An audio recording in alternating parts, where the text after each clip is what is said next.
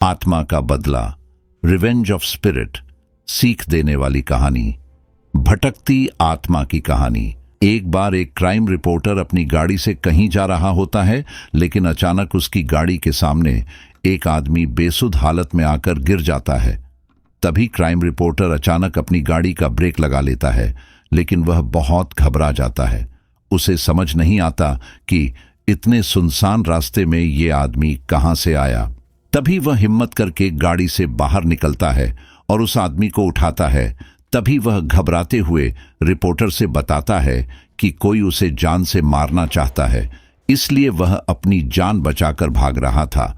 लेकिन रिपोर्टर को उसकी बात पर भरोसा नहीं होता।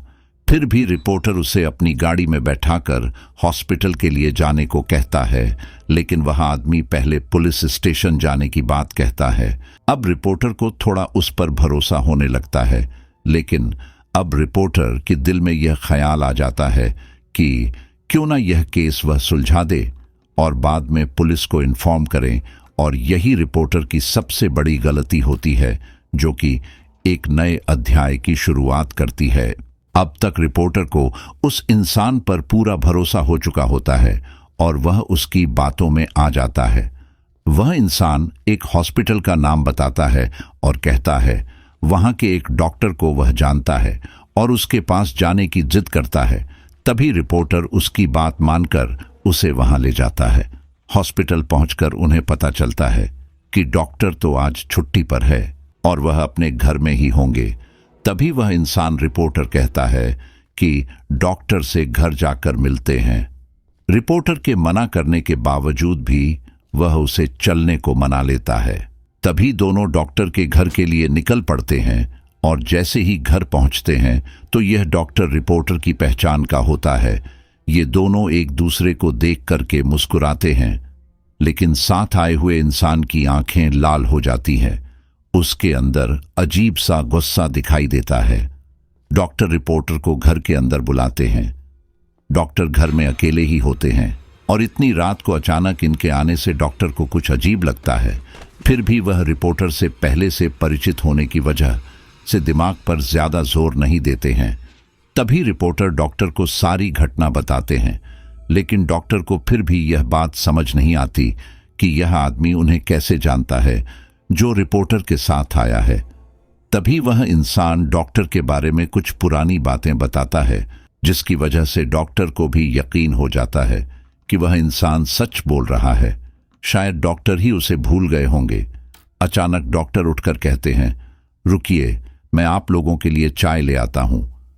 तभी वह आदमी कहता है, आप रहने दीजिए, मैं चाय बना देता हूं। आप मुझे अपने किचन का रास्ता बता दीजिए। लेकिन डॉक्टर को यह अनुचित लगता है तो वह उसे मना करते हैं, लेकिन वह इंसान काफी जिद करने लगता है तो डॉक्टर को मजबूरी में उसे किचन तक ले जाना पड़ता है और डॉक्टर उसे चाय का सामान देते हैं और बाहर चले जाते हैं।